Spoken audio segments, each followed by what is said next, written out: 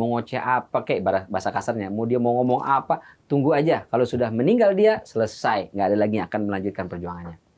Bismillahirrahmanirrahim. Assalamualaikum warahmatullahi wabarakatuh. Waalaikumsalam. Sahabat muslim dimanapun berada, semoga dalam keadaan sehat walafiat. Alhamdulillah hari ini saya Nong Niken kembali menjumpai para sahabat muslim dalam satu kisah sahabat. Dan di studio setelah hadir bersama kita Ustadz Bani Hashim. Beliau adalah spesialis kajian yang nantinya akan menuntun kita untuk mengenal lebih dalam Rasulullah, keluarganya, dan juga para sahabat. Kita sapa bersama. Assalamualaikum Ustadz. Waalaikumsalam Ustadz sehat. Alhamdulillah. Kita hari ini agak mirip tone color-nya ya. Oh iya benar. Nah, karena kita mau bareng hari ini menyampaikan lagi kisah-kisah yang sudah kita bahas, dan insya Allah hari ini lebih dalam lagi kita ulas, masih terkait dengan Ibunda Ummul Mukminin Siti Khadijah radhiyallahu an dalam pendampingannya dakwahnya Rasulullah di awal-awal ketika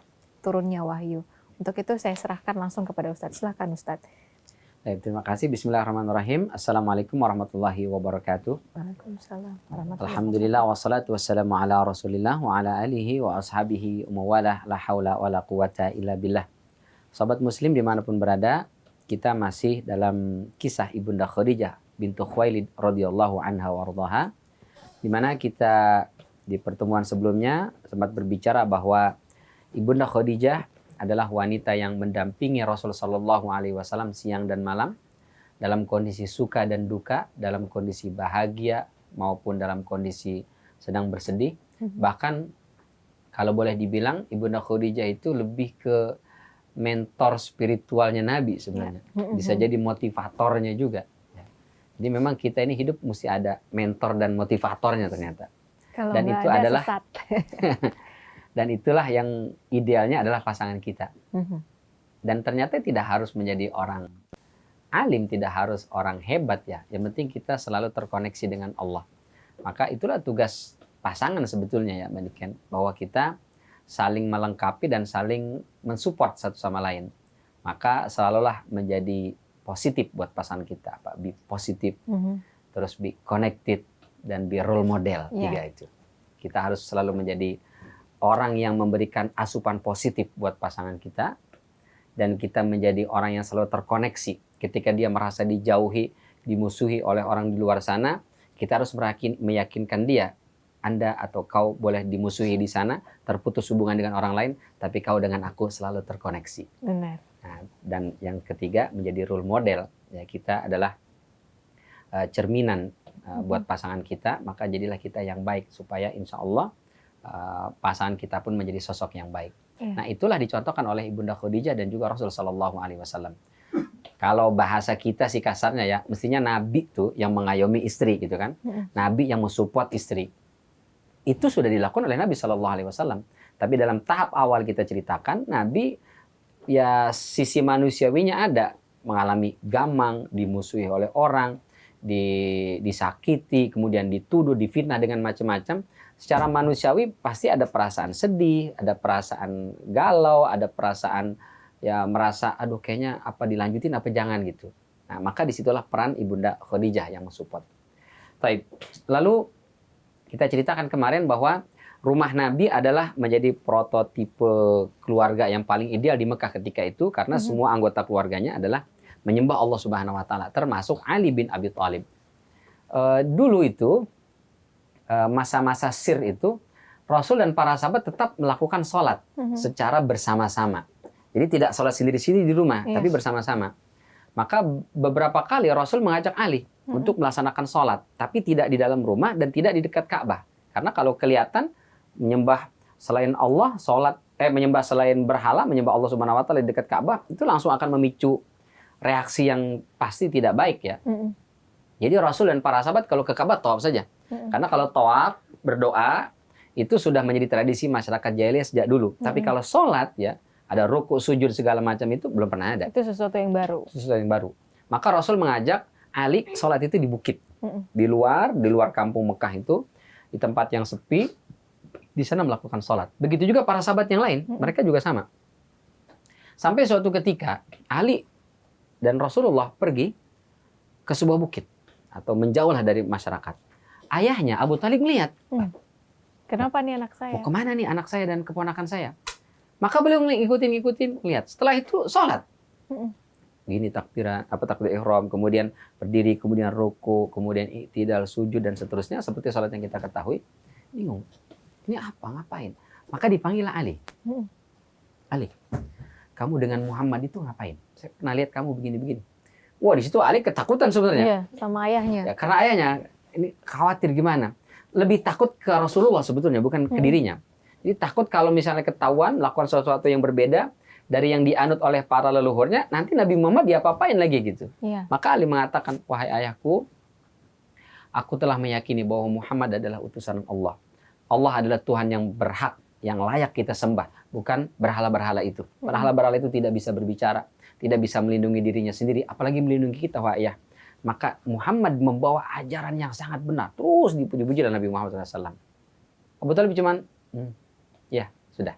Nah, baru setelah itu kemudian beliau memanggil Rasulullah SAW.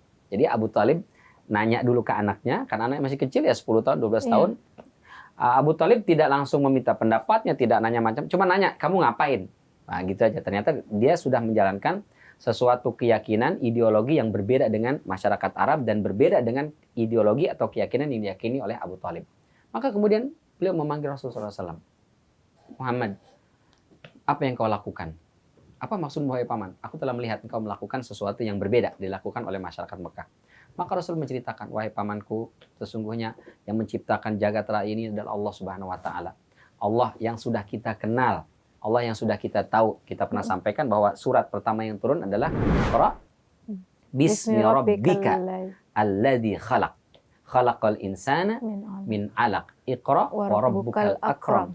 Alladzi 'allama bil qalam, 'allamal insana ma lam ya'lam. Tidak ada kata Allah di situ. Iqra bismi rabbika, bukan Iqra bismillahilladzi khalaq, bukan bismi rabbika. Bacalah dengan nama Tuhanmu. Kenapa dengan nama Tuhanmu? Di situ Abu Talib dan juga masyarakat Mekah bertanya-tanya, baca dengan nama Tuhanmu Muhammad. Muhammad, Tuhanmu beda dengan kami. Beda. Siapa Tuhanmu? Allah. Kita juga sama menyembah Allah. Ini Ka'bah adalah Baitullah. Ya, kata Abu Talib, Ka'bah adalah Baitullah. Dan kami kenal Allah. Kami juga nyembah Allah. Kami nyembah Lata, Manat, Uzza, Hubal, dan seterusnya. Kami juga nyembah Allah. Ya, Tuhanmu dengan Tuhanku sama Muhammad. Ya, sama-sama Allah. Kata Rasulullah, beda. Allah yang ada dalam benakku dan Allah yang ada dalam benak kalian tidak sama. Bahwa Allah lah yang alladzi khalaq, menciptakan. Di situlah bertanya-tanya, kepo. Jadi Tuhan Allah itu beda. Beda, dijelaskan. Karena Allah dalam benak masyarakat Quraisy termasuk Abu Talib ketika itu sudah istilahnya turun pemahaman, standar pemahamannya disamakan dengan berhala-berhala yang lain gitu. Maka Allah ingin kembali mengajarkan kepada mereka Allah itu begini nih gitu. Maka kemudian kata Rasulullah, Allah lah yang menciptakan seluruh jagat raya. Allah lah pemilik Ka'bah. Allah lah yang menciptakan aku, menciptakan engkau, menciptakan kita semua, termasuk patung-patung itu, wahai paman. Maka ayo ikutlah ke dalam agamaku ini. Diajaklah Abu Talib. Lalu Abu Talib terdiam. Setelah itu dia berpikir sejenak, manggut-manggut. Wahai keponakanku, yang kau tawarkan ini memang luar biasa.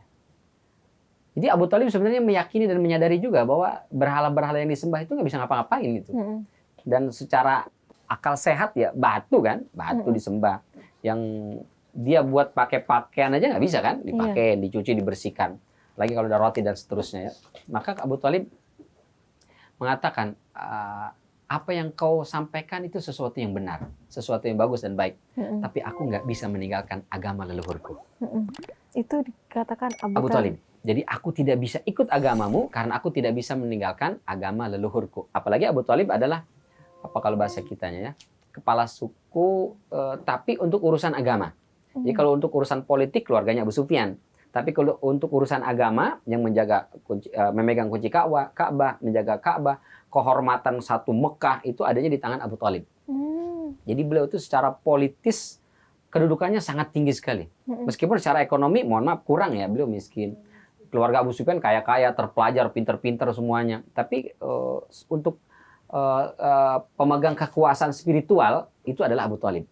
Maka kata Abu Talib, saya nggak bisa ikut karena saya adalah pemegang kekuasaan spiritual itu. Jadi kalau ditinggalkan bahaya nih gitu. Mm-mm. Maka Abu Thalib mengatakan, aku tidak bisa mengikut agamamu karena aku tak bisa meninggalkan agama leluhurku. Tapi kau lanjutkan dakwahmu, aku akan siap menjadi backup. Semua dakwah, kebutuhan dakwahmu itu aku akan membackup. Bahkan aku siap pasang badan. Kalau ada orang macam-macam, ada orang menyentuh fisikmu, dia langsung berhadapan dengan aku. Nah, di sini Abu Thalib memberikan perlindungan ya, memberikan perlindungan secara politis buat Nabi Muhammad SAW sehingga kau lakukan apapun aman. Aku yang tanggung jawab. Kenapa Abu Thalib tidak mau beriman? Belakangan kemudian Abu Thalib membuat gubahan syair. Apa kata beliau? Wa aradtu lahu dinan wa qad araftu annahu min khairi adyanil bariyati dina. Laulal malamatu aw hidaru masabbatin awajadtani samhan bidzaka mubina. Kata Abu Thalib, aku pernah ditawari sebuah agama yang aku tahu betul. Agama itu min khairi adyanil bariyati dina. Merupakan agama terbaik sepanjang sejarah kehidupan manusia. Jadi Abu Thalib ngerti itu ajaran yang paling benar. Kenapa tidak mau menerima? Laulal malamatu aw hidaru masabbatin. Kalau bukan takut nanti dicemooh, dimusuhi oleh orang, dihina, dicaci maki. Karena beliau adalah pemimpin spiritual tadi, bukan pemimpin secara ekonomi, tapi spiritual. Orang menggantungkan harapannya ya beliau yang menjaga dia gitu. Sehingga itu yang beliau takutkan. Beliau tidak mau menerima tawaran agama Nabi Muhammad SAW itu karena status posisinya seperti itu. Beliau mengatakan laulal malamatu aw hidaru masabbatin. Kalau bukan karena takut dicela, dicemooh atau dimusuhi oleh kaumku, lawajadtani samhan bidzaka mubina. Kau pasti akan mendapatiku menerima agama itu, lalu aku akan tebarkan, aku akan umumkan ke orang banyak, aku mengikut agamanya Muhammad.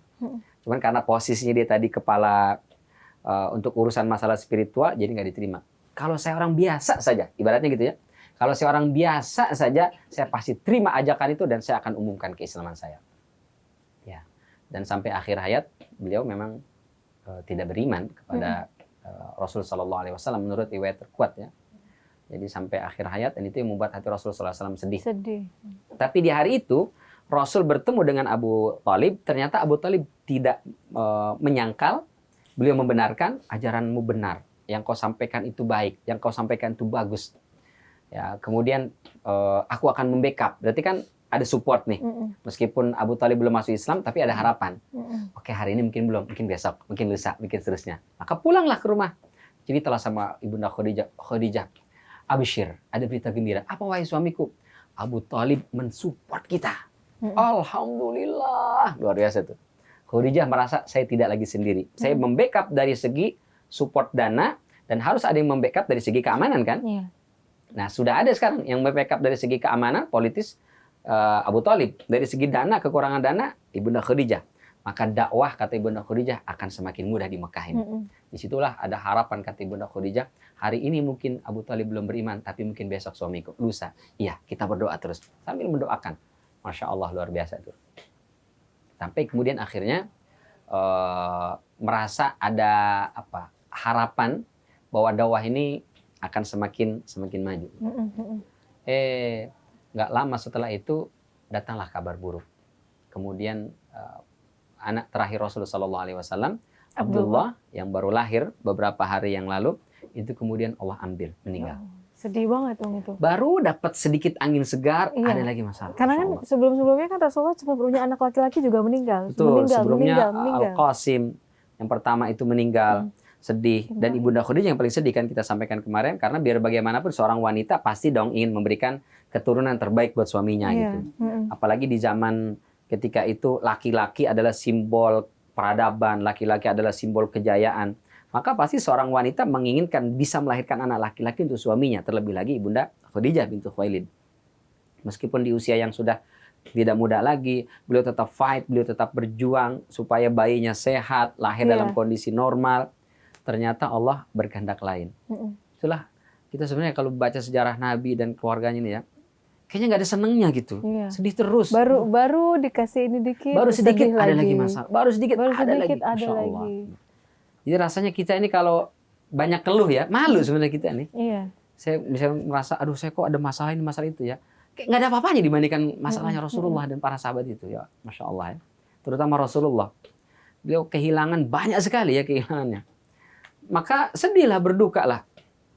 Rasul sedih, apalagi Bunda Khadijah merasa bersalah, apalagi ini harapan terakhir untuk bisa hamil, karena memberikan usianya. anak laki-laki karena usia sudah semakin senja kan. Mm-mm. Maka ketika meninggal Abdullah berarti sudah pupus tuh harapan. Berarti saya nggak akan bisa nih memberikan bayi laki-laki kepada suami saya. Disitulah Rasul menghibur Ibunda Khadijah, menyemangati lagi, nggak apa-apa wahai istriku, laki-laki perempuan sama saja. Mau anak kita laki-laki, mau anak kita perempuan, itu sudah karunia Allah. Kita bersyukur, kita jaga, kita didik mereka. Ya, tapi kan tetap hati nggak bisa dibohongi ya. Iya. Ada perasaan sedih, perasaan haru, perasaan galau. Nah, di rumah Rasul sedang sedih berduka, itu orang-orang yang tidak suka dengan Nabi Muhammad dan dakwahnya ini mengambil kesempatan itu. Mereka semua tertawa. Mati anaknya tuh. Oh, sempat kayak posisi disumpah-sumpahin juga kali ya. Sumpah-sumpahin. Mereka malah mengatakan Muhammad nggak punya anak laki-laki. Semua terah keluarga itu diwariskan kepada anak laki-laki. Perjuangan orang tua itu, bisnisnya, urusan agamanya, urusan ideologi segala macam, anak laki-laki yang akan melanjutkan. Sekarang Muhammad tidak punya anak laki-laki, istrinya sudah semakin menua. Jadi udah biarin aja Muhammad mau ngoceh apa kayak bahasa kasarnya, mau dia mau ngomong apa, tunggu aja. Kalau sudah meninggal dia selesai, nggak ada lagi yang akan melanjutkan perjuangannya. Maka itu disebutnya dengan abtar. Abtar. Apa tuh abtar itu? Abtar itu artinya secara bahasa orang yang terputus. Ini istilah yang digunakan oleh masyarakat Mekah buat seorang laki-laki atau orang tua yang tidak memiliki keturunan anak laki-laki. Maka mereka mengatakan abtar. Kalau mereka pengusaha, nanti juga akan habis tuh usahanya. Oh. Ya. Kalau dia seorang politikus, akan mati tuh. Ya. Kalau dia seorang bangsawan, nggak punya anak laki-laki, tidak akan ada yang melanjutkan. Dia mengklaim dirinya sebagai nabi, kalau dia sudah mati, selesai. Ya, itu anggapan mereka, maka disebutnya abtar. Ada orang yang sangat frontal ya. Kalau yang lain kan ngomongin dari belakang. Siapa. Kalau ini ada orang yang sangat frontal, namanya Wa'il Al-Asi ibnu Wa'il. Ya, Al-Asi ibnu Wa'il. Ini masih saudaraannya Abu Jahal. Emang yang riwayat apa? Segaris Abu Jahal itu emang agak-agak ya. Agak-agak. Itu dia pernah papasan masuk ke Masjidil Haram lewat Babus Sofa. Pintu sofa masuk papasan. Ini Al-Asi bin Wa'il, dia mau nyamperin konco-konconya, diantaranya Abu Jahal dan yang lainnya. Ketemuan tuh papasan. Orang pada ngeliat. Terus pas itu nyampe, Wa'il, tadi kamu ketemu siapa di sana itu? Lihat kayak ada ketemu orang, ngobrol lagi gitu. Kata dia, itu si Abtar. Nggak lagi nyebut nama Muhammad, itu si Abtar. Semua langsung, maksudnya adalah Nabi Muhammad. Terus ngapain kamu ngomong? Saya ngomong sama dia, hei Abtar, aku benci kepada kamu. Masya Allah, luar biasa. Nabi Muhammad berduka, baru kehilangan anak laki-lakinya yang menjadikan harapan tumpuan, lalu meninggal, tiba-tiba ada orang yang mencoba menyayat hati yang sedang terluka. Tapi bagaimana reaksi Rasulullah? Kita bahas setelah yang satu ini. Jangan kemana-mana, tetap bersama kami di Satu Kisah Sahabat.